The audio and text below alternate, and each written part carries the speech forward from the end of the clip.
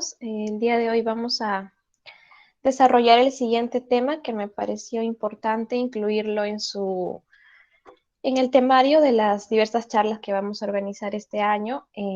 Bueno, comentarles de que tenemos la sección del chat y también pueden activar sus micrófonos para realizar algún comentario o alguna consulta, ¿no? El tema a desarrollar el día de hoy es acerca de cómo elaborar un procedimiento operativo estándar y cómo manejar estos documentos dentro del laboratorio, del área de trabajo. Y también vamos a mencionar acerca de los requisitos de calidad en serología infecciosa para el banco de sangre, ¿no?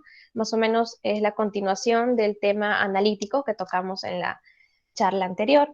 Bueno, quien habla es Yelitza Caruaz, asesor científico de KIE, y bueno, vamos a iniciar esta charla.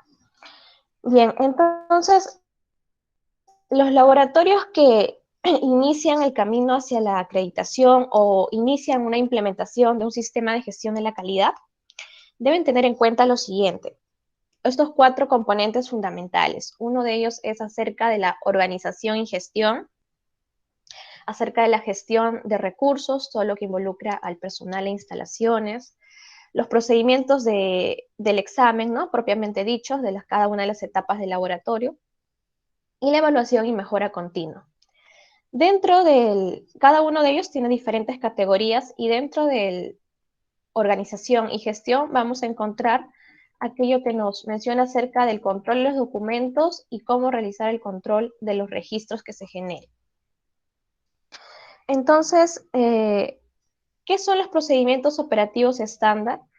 Son procedimientos que ya han sido estandarizados por el laboratorio y van a detallar las formas prácticas en las que se trasladan las políticas del laboratorio a la acción. Es decir, las políticas que el sistema de gestión haya implementado van a ser llevadas a cabo o van a ser de repente socializadas en unas documentaciones que son los procedimientos operativos estándar, acorde a la realidad con la que trabaja el laboratorio y los usuarios.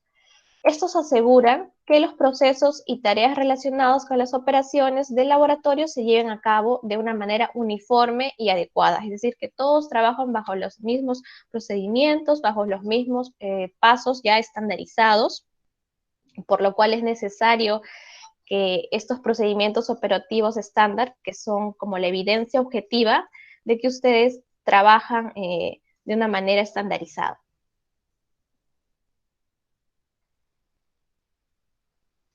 Cada laboratorio debe tener estos procedimientos operativos estándar, o en sus siglas POE o SOP, de acuerdo a como quieran determinarlo. Debe tener un procedimiento operativo estándar para cada una de las diversas acciones o procedimientos que realizan, ¿no? Los cuales van a estar descritos para el beneficio de los empleados del laboratorio. La implementación de un sistema de gestión de la calidad requiere liderazgo de la dirección, que debe ser documentada a través de una política de calidad, ¿no? Para lo cual ustedes ya manejan una estructura y está plasmado en su organigrama, ¿no? Cuáles son las funciones de los diversos componentes desde la alta dirección hasta los supervisores y usuarios de cada unidad analítica. Entonces, esta política de calidad servirá de apoyo para la documentación de procedimientos y registros. Y el manual de la calidad se convertirá pues en la fuente de estas políticas, procesos, procedimientos y registros.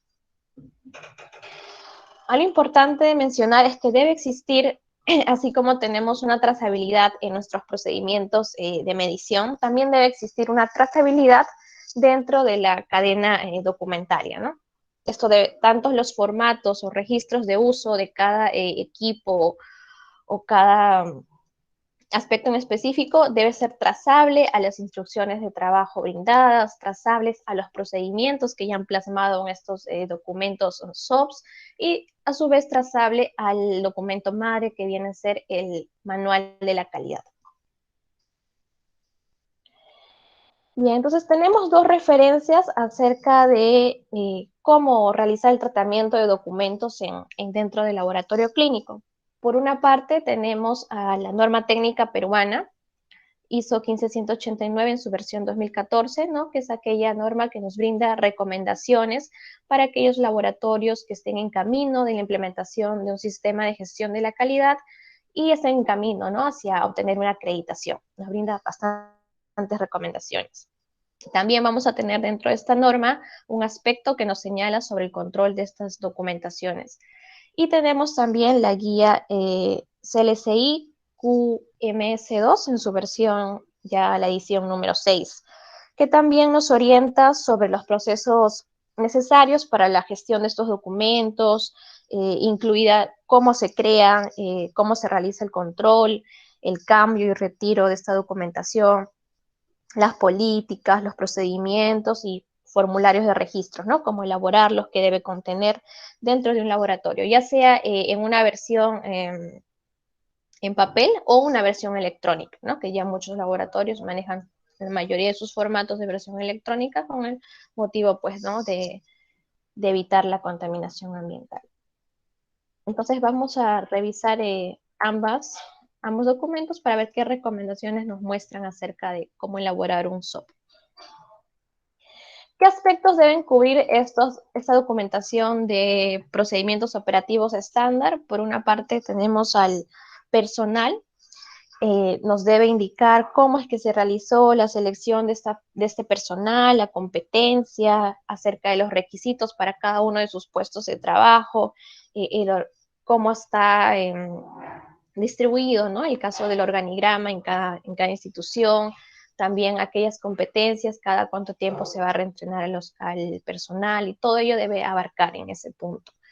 Otros con respecto a los equipos, a sus manejos de cada uno de ellos, procedimientos de cada una de las acciones que se realizan en laboratorio, la parte de administración también, cómo se hace la gestión de la data acumulada, la seguridad, tanto aspectos de seguridad de esta documentación, como también seguridad, la bioseguridad, ¿no? Propia de cada uno de las diversas acciones que hacemos en laboratorio, y también cómo se realiza el manejo de la información, si es que se maneja un sistema informático, ¿no? Que ya es muy indispensable en la actualidad, o también la documentación manual. Entonces, todos estos aspectos que encontramos dentro de las diferentes áreas del laboratorio debe estar cubierto dentro del temario de los SOPs.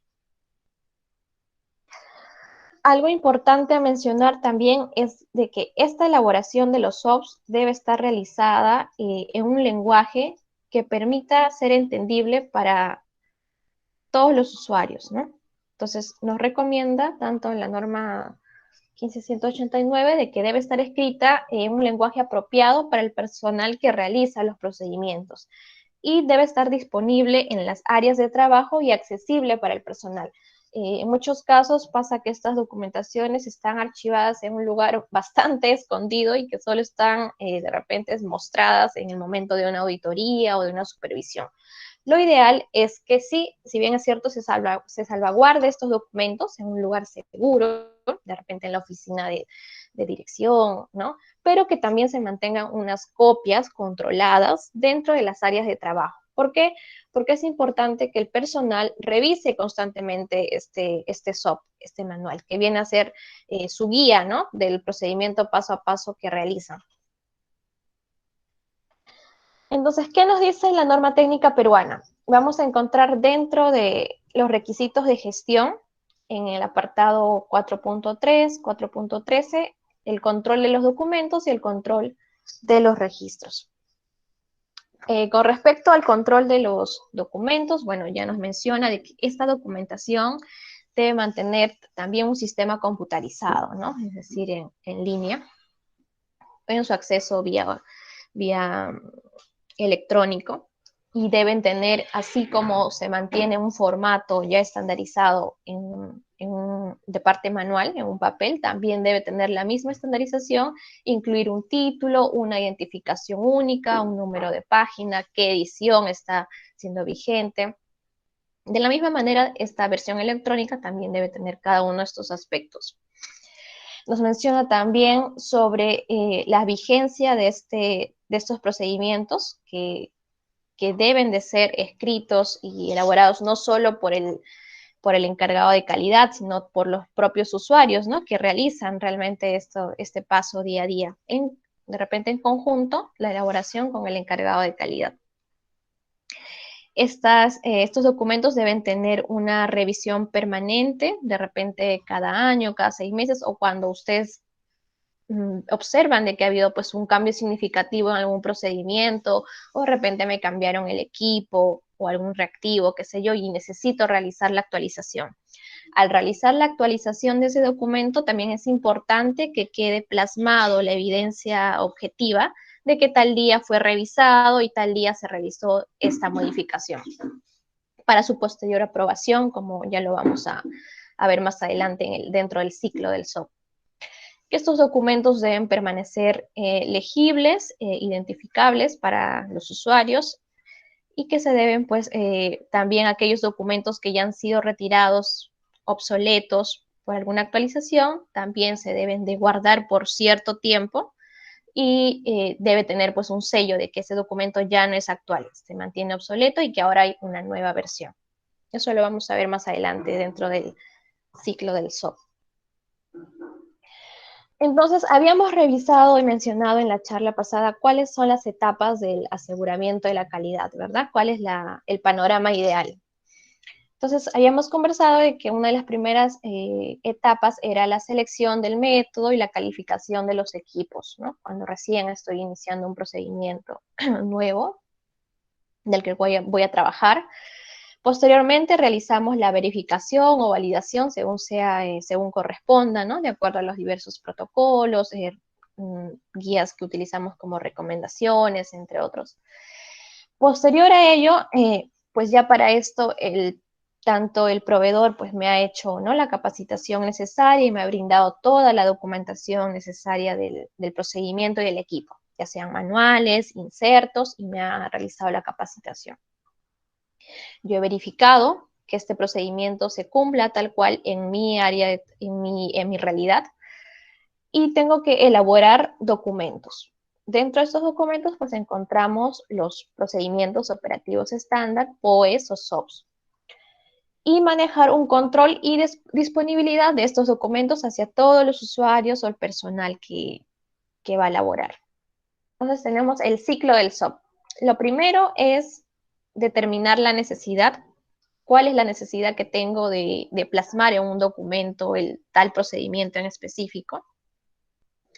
Hay una creación de ese documento. Como ya les comenté, es importante que la redacción o la creación de este documento pues no sea solamente direccionado o realizado por una sola persona, ¿no? O supervisor o el encargado de calidad, sino que sea un trabajo en conjunto también con los usuarios finales, ya que el usuario final que maneje tal procedimiento o tal equipo en específico, pues sabe, ¿no?, cuál es la realidad de paso a paso a realizar. Posteriormente, luego de la redacción, la creación de este documento, sugiere una aprobación por parte de la dirección del laboratorio, ¿no? Tiene que revisarla, de repente añadir algunos aspectos administrativos o algo que pueda faltar, y lo aprueba. Luego de esta aprobación, pues ya inicia su lectura o de repente el alcance para todos los usuarios, y siempre va a estar en constante revisión. A veces una recomendación es que al menos, si es que no ha habido una modificación significativamente significativamente, ¿no?, como un cambio de metodología o un cambio de equipo, al menos se debe revisar estos SOPs cada año.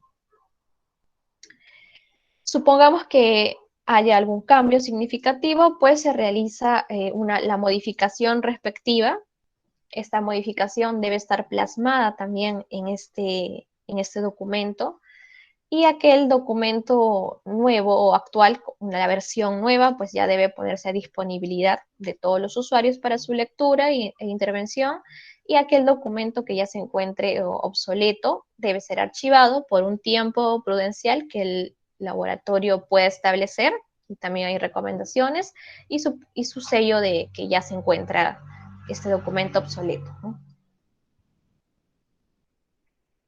También nos recomienda que manejemos una lista maestra de todos los SOPs que ya tenemos, ¿no? Elaborados. Estos SOPs deben tener una codificación única y especial, una versión.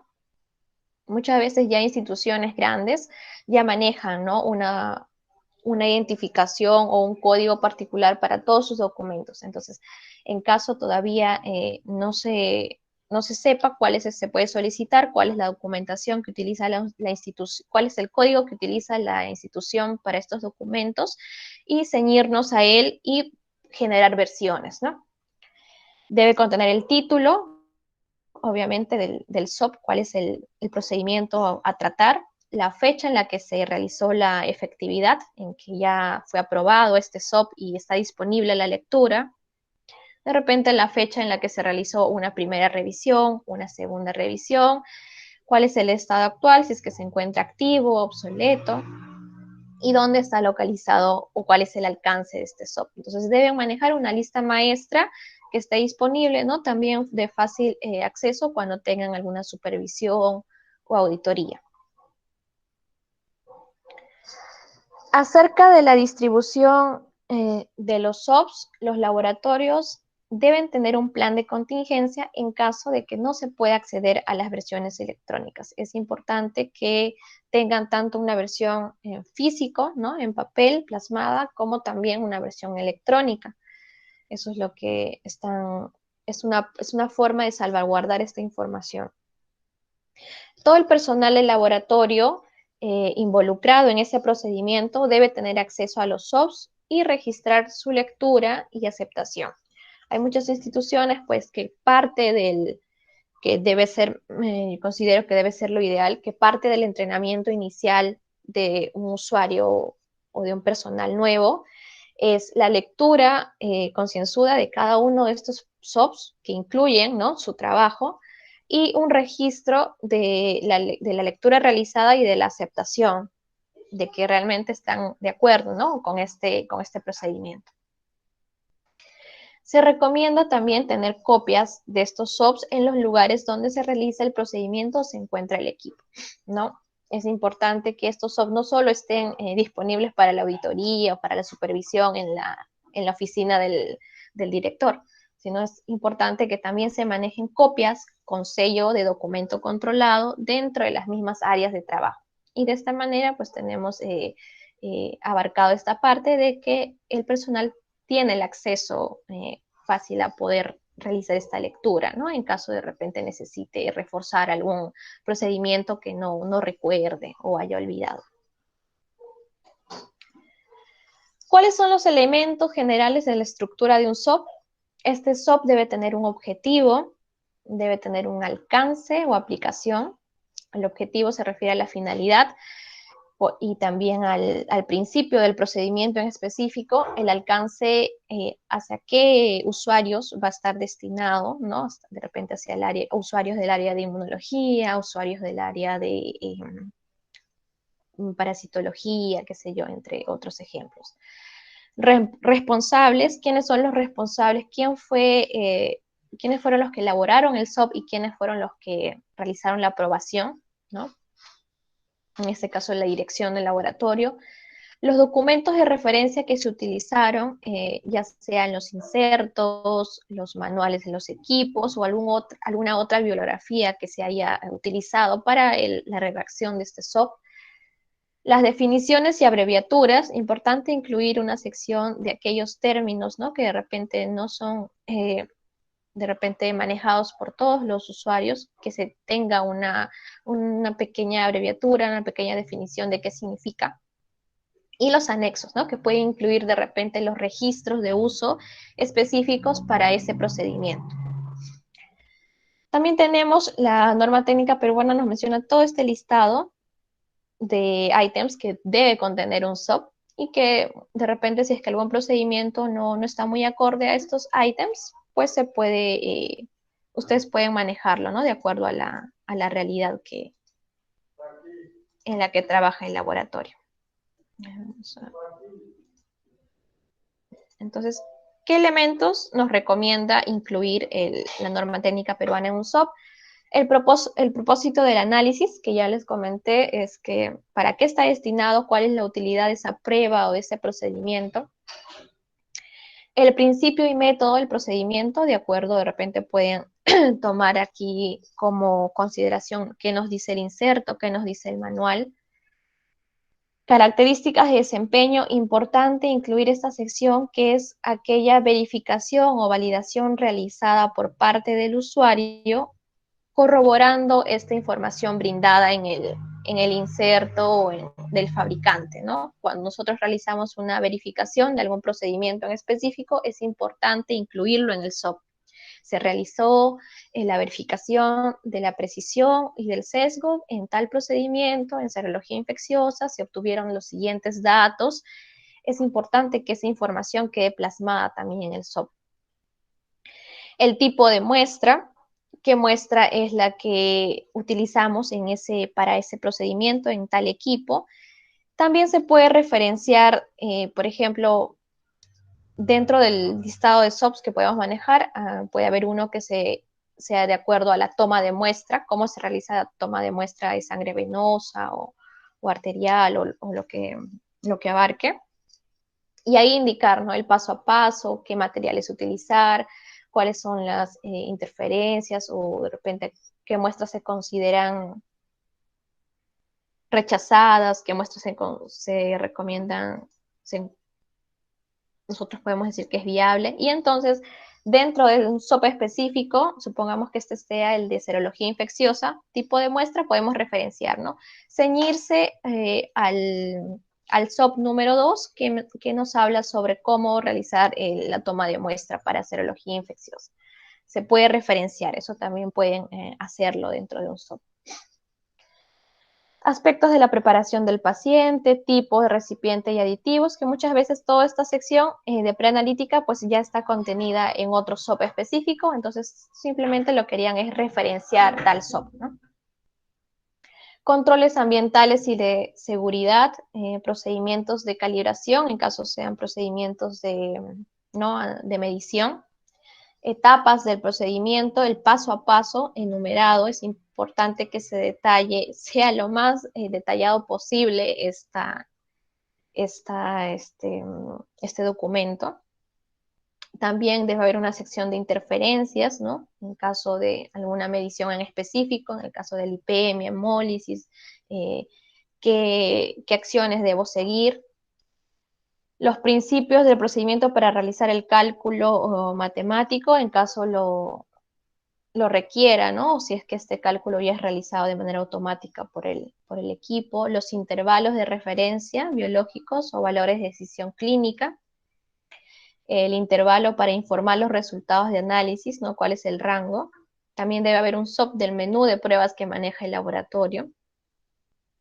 Las instrucciones para determinar un resultado cuantitativos cuando no se encuentran dentro de un intervalo de medida, qué debo de realizar. De repente el inserto me recomienda que se realice una dilución a tal grado, ¿no? A tal concentración. Entonces es importante que todo ese detalle incluido en el inserto del fabricante o en el manual esté dentro del SOP. Los valores alerta, los valores de referencia, cómo realizo la interpretación clínica, a qué considero reactivo, a qué considero no reactivo, las fuentes potenciales de variación y las referencias, ¿no? Todos los documentos de donde yo extraje información útil para incorporarla a mi SOP. Entonces, más o menos, pueden incluir la mayoría de estos aspectos dentro de su estructura del SOP. Los SOPs, como les mencioné, deben tener un formato uniforme, recomendado, y debe incluir elementos principales, dentro de ellos el principio de la prueba y la importancia clínica. Debe existir un plan de control de documentos para facilitar la revisión y relevancia de todos los SOPs. Entonces, también uno de los primeros SOPs a realizar es de cómo realizar un SOP, cómo se crea un SOP y todo el ciclo del SOP. Es importante tener esto dentro de nuestra lista de SOPs. Ya con respecto a la estructura de este documento, ¿qué debe incluir el formato? Uno es el número de documentación. que como les mencioné, ya las instituciones grandes, ¿no? Los hospitales grandes, de repente el MINSA o los hospitales regionales ya deben manejar un código especial para estos documentos, entonces hay que averiguarlo y ceñirse a esa codificación. Los SOPs también deben tener una numeración en específico y una sección que nos menciona la revisión y fecha en la que fue efectivo este SOP, ¿no? La fecha efectiva o la fecha de creación. Una versión también, un número de página, un título que debe contener el procedimiento específico, de repente el nombre del analito o la muestra o el método o el ensayo que se está queriendo describir, la instrumentación que se ha utilizado, el principio, como ya lo hemos mencionado, el alcance, los requisitos con respecto a la parte preanalítica, todos los materiales que incluye, los reactivos, estándares, controles, los procedimientos de calibración, cómo se realizan, aspectos de control de calidad, manejar un control negativo, un control positivo, de repente otros manejan 3 niveles de control.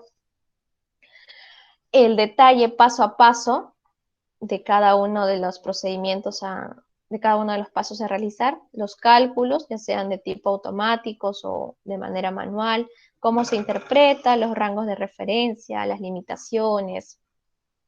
Importante incluir también la parte de definiciones para aquellos términos que no son muy fácil recordar su significado, la distribución, la autoría, quién fue la persona que elaboró este SOP, las firmas de aprobación de los directores de laboratorio, la fecha en la que se realiza la aprobación y también una sección que indique los cambios de este documento.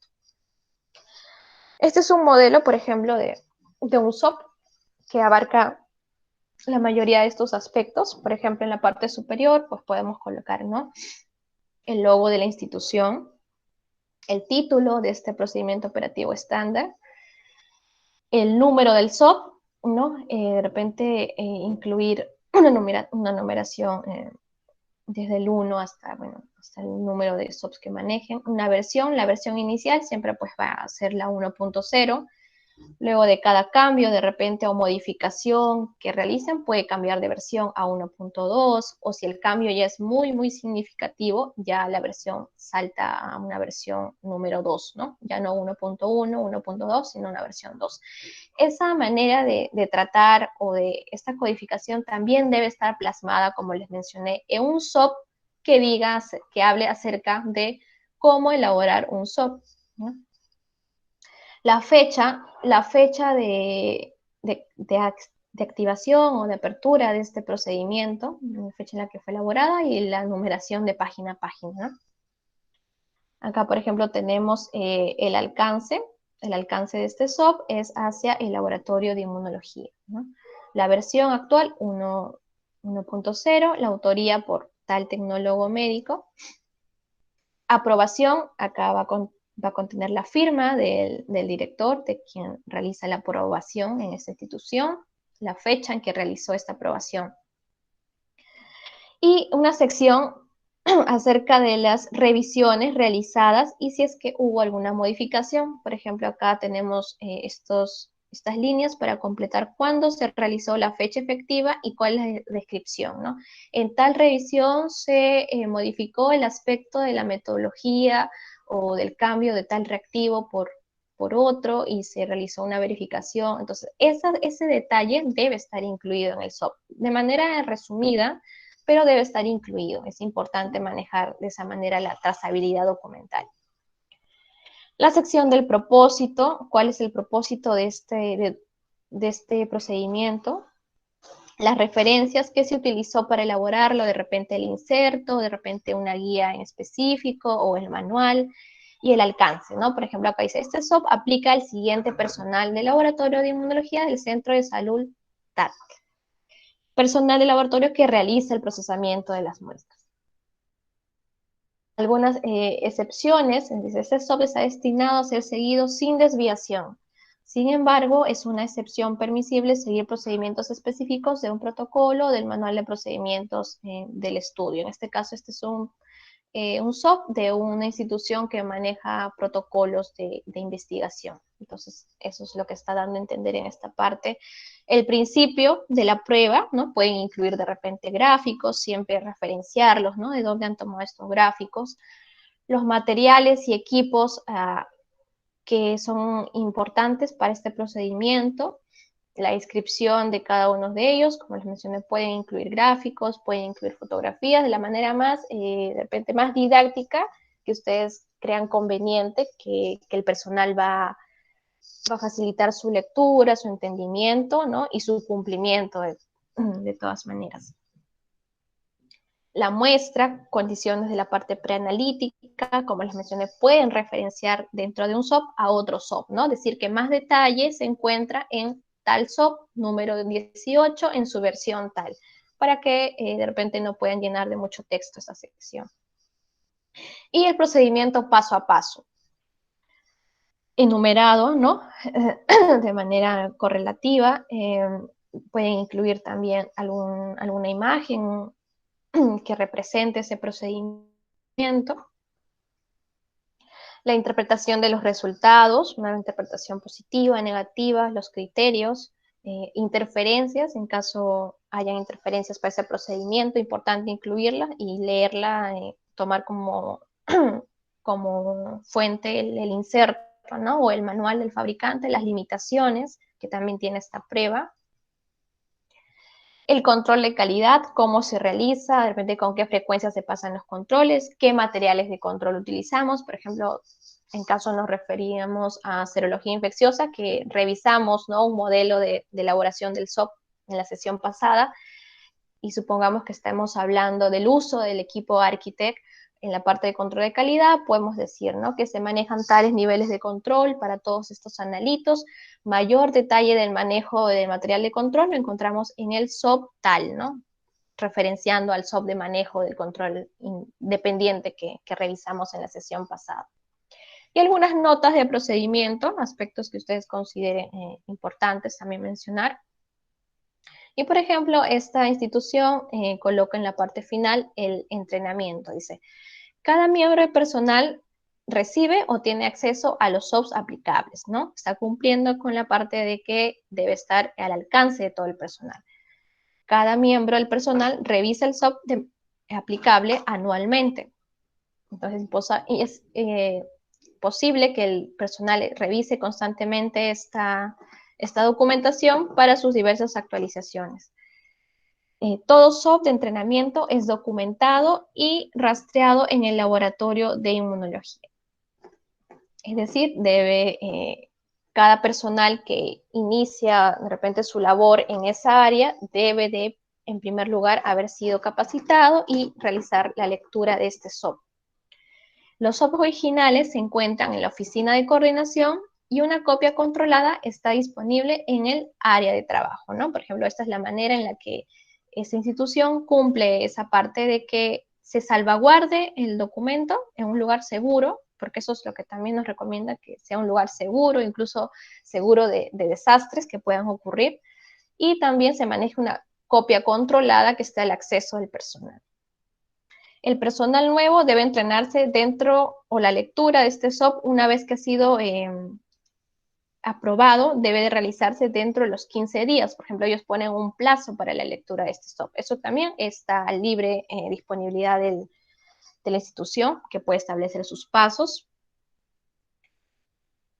Este también es otro modelo de SOP que revisamos en la sesión pasada, ¿no? Que les comenté. También tienen los aspectos de objetivo, alcance, la responsabilidad, de repente por ahí añadirle la sección de aprobación, la versión, el código que maneje, todo el detalle paso a paso, ¿no? Es otro modelo que también pueden tomarlo en consideración. Algo que también incluyen en los SOPs son los registros de uso, ¿no? Y este registro de uso, pues, que se maneja en cada uno de los equipos o de repente en la monitorización de la temperatura ambiental, debe estar referenciado en un SOP y pueden incluirlo dentro del SOP como parte de los anexos, ¿no? Y también otra recomendación es que se incluya un registro de lectura por parte de cada usuario, ¿no? Colocar la fecha en la que realizó la lectura y sus iniciales o nombres. Y de esa manera queda una evidencia objetiva de que el personal ha sido entrenado y ha realizado la lectura de este SOP, ¿no? Por lo cual debe tener el compromiso de realizar el procedimiento tal cual como se manifiesta estandarizado ya en este documento. Esto es de manera opcional, pueden aplicarlo también. Entonces, ¿qué categorías generales debemos tener dentro de nuestra lista maestra de SOP? Uno es acerca del control de documentos, como les mencioné, cómo se realiza cómo se crea un SOP, cuál es la estructura que deben manejar, la organización y personal también, ¿no? De repente incluir cuál es el organigrama establecido para que todos conozcan, ¿no? Quiénes son los responsables de las diferentes áreas, cómo fue seleccionado el personal, la capacitación que está incluida dentro de las tareas del personal, de repente el que el personal tenga una capacitación inicial, posterior a ello a los 6 meses un reentrenamiento o una evaluación inicial. ¿No? Es importante que esas capacitaciones que reciba el personal también esté plasmado en un procedimiento operativo estándar. La calibración y mantenimiento de equipos, ¿no? Cómo se realiza, el manejo de la gestión de las muestras y cadenas de custodia de transporte, que debe haber un SOP específico de cadena de custodia de transporte de muestras, cómo es que se trasladan las muestras de repente desde un área en específico hacia el área analítica, cuáles son los documentos, los registros que se manejan para esa trazabilidad, los procedimientos de cada prueba, ¿no? Cada metodología, el manejo de algún equipo en particular. Cada equipo debe tener, pues, ¿no? su procedimiento operativo estándar o cada prueba, ¿no? Determinación de glucosa, cómo realizó la determinación de colesterol, entre otros, ¿no?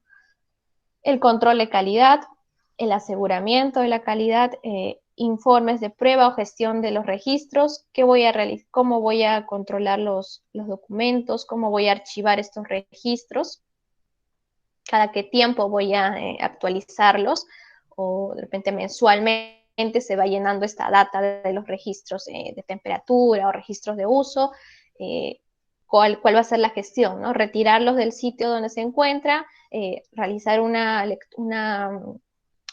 revisión por parte del supervisor de que el registro esté completado de manera correcta y un sello de que ya ha sido revisado y manejarlo archivado, ¿no? Para una auditoría o una supervisión.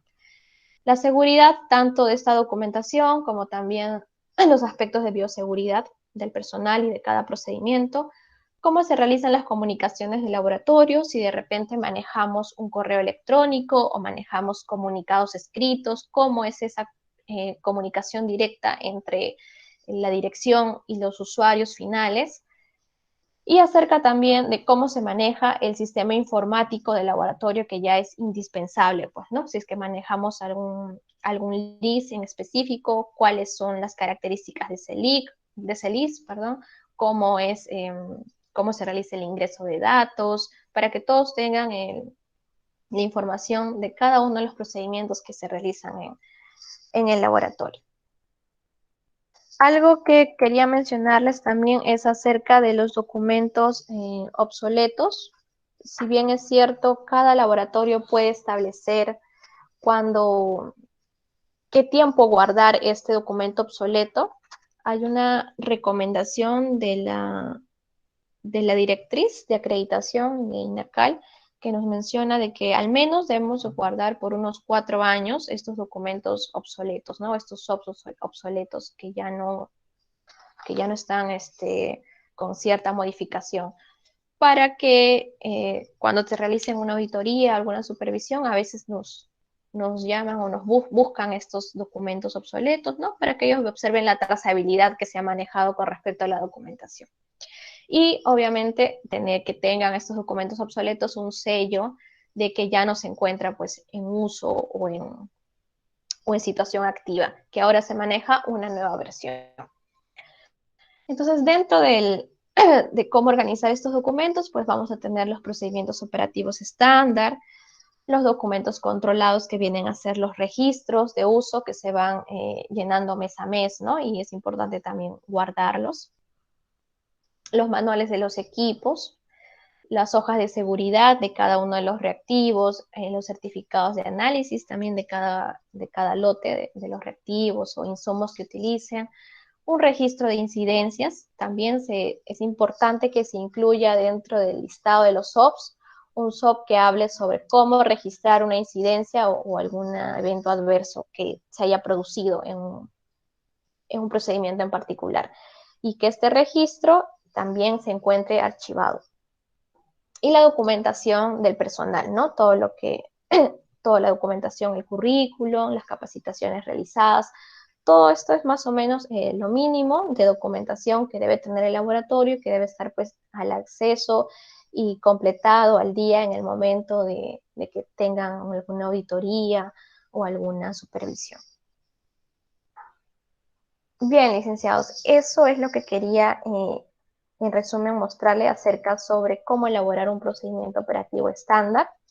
No sé si tuviesen alguna consulta o comentario para ya pasar al siguiente tema.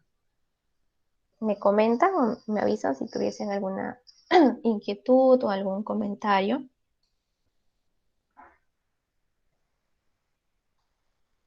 Si no, de igual manera lo podemos revisar al final de la presentación.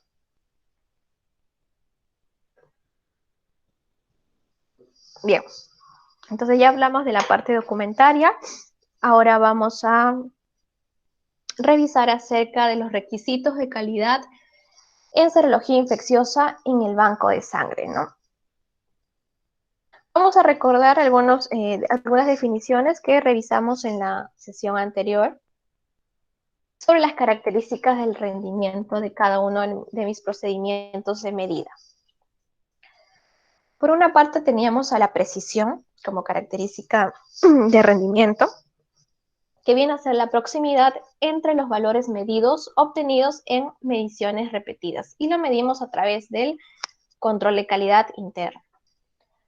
Por otra parte teníamos a la veracidad, que es la proximidad entre la media de un número de valores medidos, varios valores medidos, y la mejor estimación del valor verdadero, la cual medimos a través del control de calidad interlaboratorio. Y la exactitud, que es la proximidad entre un solo valor medido y la mejor estimación del valor verdadero, la cual monitorizamos a través del control de calidad externo. Entonces, algo que debemos recordar siempre es de que todas las mediciones, todos los procedimientos de medida realizados en el laboratorio van a estar sujetos a un cierto grado de error, ¿no? A pesar que se utilice la plataforma más automatizada, de mayor tecnología, siempre va a haber cierto margen de error. Es importante que nosotros conozcamos cuál es el error y podamos compararlo frente a un requisito o un error máximo tolerable. Entonces, este error total que tiene cada procedimiento de medida va a tener un componente aleatorio y un componente sistemático. Como ya lo hemos mencionado, el error aleatorio monitorizado a través del control de calidad interno, y el estadístico a utilizar es el coeficiente de variación porcentual. Y el error sistemático monitorizado a través del control de calidad interlaboratorial, su estadístico va a ser el sesgo porcentual. Entonces, ese error que va a estar incluido intrínsecamente en cada uno de esos procedimientos de medida, que tiene su componente aleatorio y sistemático, vamos a nosotros estimarlo, conocerlo y compararlo frente a nuestro requisito de calidad, para saber si es que estamos con un buen o un mal desempeño y saber si es que este error es significativamente clínico y está impactando en los resultados de los pacientes. En los procedimientos de medida de tipo o cuantitativos propiamente dicho, y en la parte de laboratorio, manejamos esta fórmula para el cálculo del error total. El error total viene a ser igual a una constante, que puede ser 1.65 o 2, 2 con un 95% de confianza, multiplicado por el error aleatorio, que está representado por ¿quién? Por el coeficiente de variación más el error sistemático que está representado por el sesgo porcentual. Entonces, esta es la fórmula que utilizamos en el área de laboratorio para el cálculo del error total de medida. Realizamos esta estimación que de repente puede ser para cada analito y de manera mensual. Obtenemos cuál es mi error total de medida para cierto analito en específico y lo comparamos al requisito de calidad establecido, ya que nosotros hemos establecido por diversas fuentes, ¿no? Comparamos y lo ideal es que mi error total sea menor a mi requisito de calidad para yo decir que estoy trabajando de una manera segura y confiable y que no hay impacto de este error dentro de los resultados de mis pacientes. Entonces, ¿qué viene a ser un requisito de calidad o qué viene a ser una especificación de desempeño analítico? También vamos a encontrarlo en la literatura como error total permisible o como requisito de calidad. Y se va a obtener de diversas fuentes conocidas. Y también puede ser calculado por el laboratorio mediante el estado del arte. Eso vamos a revisar más a detalle ahora a continuación. Existen tres modelos para la estimación o para definir nosotros nuestro requisito de calidad. Estos modelos pues fueron determinados en el 2014 en la reunión de Milán, una reunión que se realizó de manera global, y nos indicaron tres modelos. El modelo 1 está basado en el efecto de rendimiento analítico sobre resultados clínicos. El modelo 2 está basado sobre la variación, componentes de la variación del mesurando, conocido como variabilidad biológica, y el modelo número 3 se relaciona con el mejor desempeño analítico técnicamente alcanzable o estado del arte. El modelo 1, la ventaja de este enfoque es que se toma en consideración la influencia del rendimiento analítico sobre resultados clínicos que son relevantes para los pacientes y la sociedad. ¿Qué quiere decir? Que generalmente se toma este modelo para aquellos analitos que están muy, pero muy estrechamente relacionados a una patología en específico, ¿no? De repente, la insulina en problemas de diabetes. Entonces, ¿qué pasa? Las diversas instituciones que realizan ya estudios más grandes acerca de esa enfermedad o incluso son instituciones, ¿no?, de referencia para esa enfermedad, realizan diversos estudios para estimar cuál sería la especificación de desempeño útil para ese analito en particular. Entonces, es cuando existe, este modelo se utiliza más que todo cuando existe un fuerte vínculo, ¿no?, entre el analito en específico y una enfermedad en específico. Hay una relación directa. Por ejemplo, acá tenemos algunos unos grupos de expertos, por ejemplo, esta institución, este programa nacional de educación, ha estimado que todos estos analitos, el colesterol total, LDL, HDL, triglicéridos, deben manejar estas especificaciones de calidad o requisitos de calidad. La Asociación Americana de Diabetes, para el caso de glucosa y hemoglobina glicosilada, también maneja ciertas especificaciones en base a estudios que ellos han realizado, ¿no? Entonces, a eso se refiere el modelo 1. El modelo número 2 es acerca de la variabilidad biológica. Este modelo intenta minimizar el ruido analítico o señal biológica. Su ventaja es que puede ser aplicado a la mayoría de mensurandos para los que hay establecido estos datos de variabilidad biológica. Una limitación es que muchos de los estudios o datos actuales no han sido llevados a cabo de manera adecuada y pueden contener errores en su estimación. Además, al ser datos obtenidos de pacientes, la variación biológica es a veces difícil de alcanzar con la tecnología actual. Entonces, se han establecido en base a diferentes estudios también estas tablas de variabilidad biológica que las podemos encontrar en el siguiente link, ¿no?, en la página del Dr. Weisgard.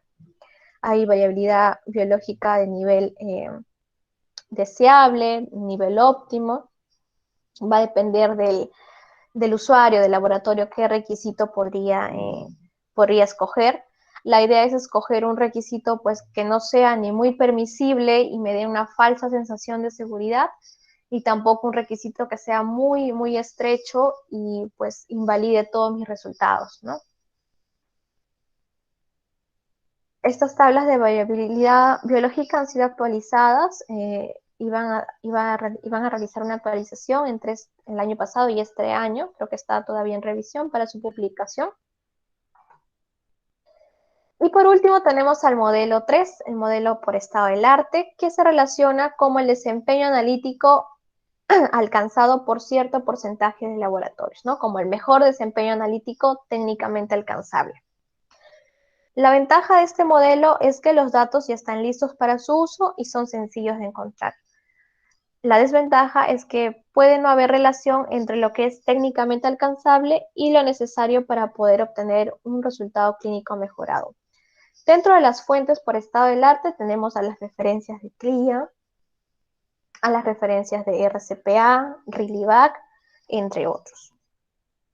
Entonces, en el caso del laboratorio, es importante que el laboratorio pues ya pueda definir estos requisitos, tenga un listado, ¿no?, de los diversos analitos que procesa con el requisito de calidad, cuál es la fuente, ¿no?, ya sea CLIA, RCPA, o modelo 1, o modelo de variabilidad biológica, entre otros, ¿no? Es importante que tenga un listado de lo que ha seleccionado. Este es el enlace que pueden encontrar las tablas de CLIA para requisitos de calidad para los diversos analitos que lo contienen. También tenemos otra tabla del Royal College que también se puede tomar en consideración para escoger el requisito de calidad. ¿Y qué sucede en el área de bancos de sangre, en específico en el área de variabilidad biológica? Es que para el modelo 1 no aplica. Y para el modelo 2 tampoco encontramos requisitos de calidad para serología infecciosa. Entonces, lo único que podemos estimar es a través del estado del arte. Vamos a revisar ahora de qué manera. Una manera es a través de los valores referenciales poblacionales, que son los requisitos de TONS, los requisitos de Aspen, que ya mencionamos brevemente en la sesión anterior, ¿no? Que nosotros, por ejemplo, actualmente estamos trabajando con el requisito de TONS para el área de serología infecciosa. ¿Qué son estos requisitos? Bueno, se remota los tiempos en los que recién se empezaban a definir los conceptos de calidad analítica y de error total.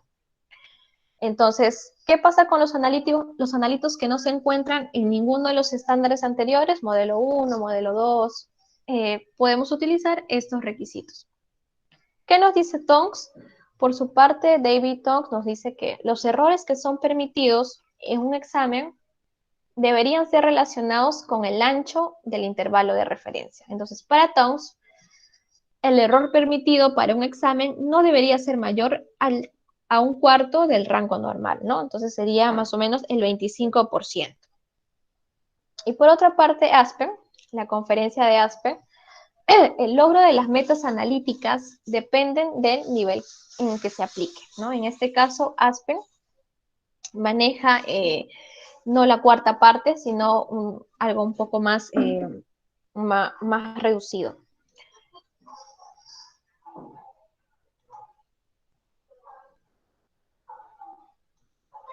Si nosotros queremos realizar la equivalencia con respecto al rendimiento sigma, que también es una manera de monitorizar el rendimiento, no solo a través del error total, sino también del cálculo sigma. Lo ideal es que al menos un sigma de 3 sea considerado, ¿no?, como aceptable o como rendimiento bueno, hacia un camino bueno. Entonces, si lo comparamos, ¿no?, al nivel de Tonks, equivale más o menos a un 4 sigma. Y si lo comparamos a un nivel Aspen, equivale casi a un 5 sigma. Entonces, el requisito Aspen equivale a la mitad del desvío estándar del rango de referencia, a la mitad del requisito de Tonks. Entonces, si para el requisito de Tonks teníamos un 25%, para el caso de Aspen tendríamos un 12.5%. ¿Cómo hallamos estos criterios, ¿no?, tanto por Tonks y por Aspen, ¿no? Hallando el criterio de aceptabilidad para la medición de variación total por criterios de Tonks y Aspen, con la siguiente fórmula. Vamos a calcular el límite superior menos el límite inferior de esa medición sobre la media poblacional por el factor 25, ¿no? Ya que Tonks trabaja con la cuarta parte de los valores de referencia. Y eso me va a estimar mi error total. Para el caso de Aspen también es la misma división, el límite superior menos el límite inferior sobre la media poblacional por 12.5, porque él trabaja con la mitad de este requisito. Y de esa manera también estimaremos el error total. Entonces nosotros podemos elegir con cuál de ellos trabajar. Tonks es un poco más permisible y Aspen es un poco más estricto. Por ejemplo, aquí para una prueba de HIV, nos preguntamos cuál es la meta de calidad teniendo en cuenta el criterio de Tonks, ¿no? La metodología utilizada en este caso es quimioluminiscencia. La fórmula a aplicar es la siguiente. Entonces, como límite superior, pues vamos a colocar el valor de 1, ¿no? Que es el límite que nos permite discernir entre si es reactivo o no reactivo. El límite inferior viene a ser 0. La media poblacional viene a ser 0,50, la mitad, por el factor 25, y eso nos da un error total de 50%. De esa manera es que se realizó el cálculo, ¿no? Que está plasmado en su SOP, el que manejan del control de calidad independiente, cuál es el requisito de calidad. De esta manera se estimó el error total a través del requisito de Tonks. Ahora, si yo quisiera esto extrapolarlo hacia el cálculo de cuánto debe ser mi coeficiente de variación máximo o el sesgo máximo, tenemos que tener en cuenta el presupuesto del error que nosotros vayamos a tomar. Existen referencias en el libro del doctor Westgard que nos habla sobre, en el caso, por ejemplo, de la precisión, de que la precisión a largo plazo, algunos laboratorios pueden tomarlo como la tercera parte del error total, o algunos lo toman también como la cuarta parte. Por ejemplo, en nuestro caso, hemos tomado que el coeficiente de variación a largo plazo máximo es el error total entre 3. Eso me da un 50 entre 3, viene a ser 16.7. Por eso es que comparamos de manera mensual nosotros nuestro CB acumulado frente a 16,7 debido a este cálculo, a esta estimación. Entonces nosotros mensualmente monitorizamos la imprecisión de nuestro control de tipo dependiente de primera opinión. Como pueden ver en este Excel, siempre realizamos la monitorización. ¿Y a qué comparamos? Al requisito de Tonks, el requisito del error total sobre 3, en base al presupuesto del error, tendríamos un 16.7. Entonces, cada CB acumulado para cada uno de los marcadores, lo comparamos frente a ese requisito y vemos si es que es mayor o se encuentra menor. Como la mayoría de ellos pues es menor a 16,7, podemos decir que nuestro rendimiento está cumpliendo, ¿no? Ese estándar. Entonces, de esa manera es que se estimó este cálculo del error total y del coeficiente de variación máximo permitido. Bien, ahora, ¿de qué otras fuentes podemos obtener datos, ¿no? En caso no queramos trabajar con estas fuentes del requisito de Tonks o de Aspen. Si bien es cierto, ustedes pueden observar en esta data que se ha ido acumulando cada vez que revisamos las gráficas MATLAB-QC para monitorizar la imprecisión, los coeficientes de variación son bastante pequeños, ¿no? Son de 3, 4, 2, y al compararlo con 16,7 a veces se observa pues una distancia bastante amplia. Entonces, de repente, este requisito está siendo muy permisible, ¿no? Muy amplio, y nosotros podríamos trabajar ya de acuerdo a nuestro procedimiento estandarizado, de acuerdo a la plataforma analítica, podemos manejar un requisito que sea un poco más estricto para controlarnos más. Entonces, la idea es la que vamos a mencionar a continuación y es la razón por la cual estamos acumulando esta data. Bien, entonces, ¿de qué otra fuente podemos obtener datos para establecer mi requisito de calidad mediante el estado del arte, que es el mejor desempeño alcanzable por el laboratorio, de la siguiente manera? Podemos recurrir a los datos del control estadístico interno de la calidad del propio laboratorio de periodos anteriores. Idealmente, estos periodos no deben ser menor a 6, ¿no? En este caso nosotros estamos calculando de manera mensual, ya vamos por 5 periodos, lo ideal es que no sea menor a 6 periodos, si es más de 6 periodos, esta data acumulada, mucho mejor. Vamos a identificar los CVs obtenidos en condiciones de precisión intermedia o interlaboratorio, que es el paso que realizan ustedes, ¿no? De estar procesando su material de control cada día. Y es ideal trabajar con aquel control de nivel positivo débil. Recuerdo que en la charla pasada me comentaron, ¿no? Que por qué no monitorizamos el nivel negativo en caso de serología infecciosa.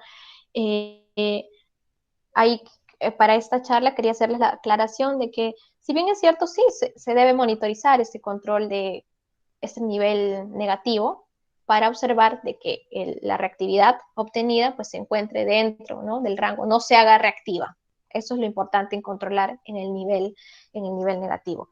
Pero no podemos trabajar con el nivel negativo para el cálculo del error total.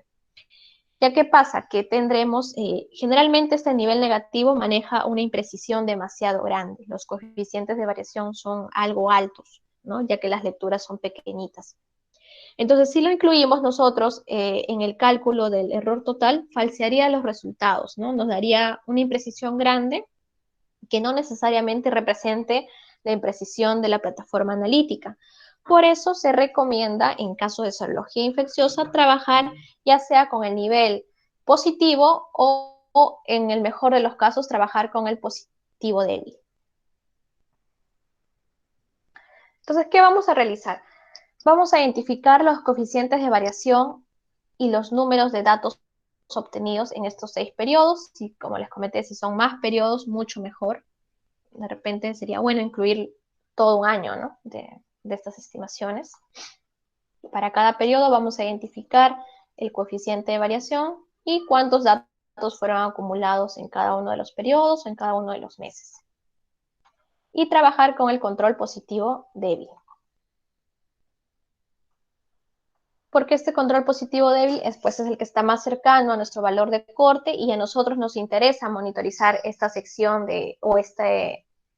esta sección de zona gris, esta sección de confiabilidad, ¿no? Añadimos entonces ahora una celda que va a estar representada por el coeficiente de variación por n. Vamos a realizar esta multiplicación para cada uno de los periodos y vamos a estimar tanto la sumatoria del n como la sumatoria de esta multiplicación, CB por n.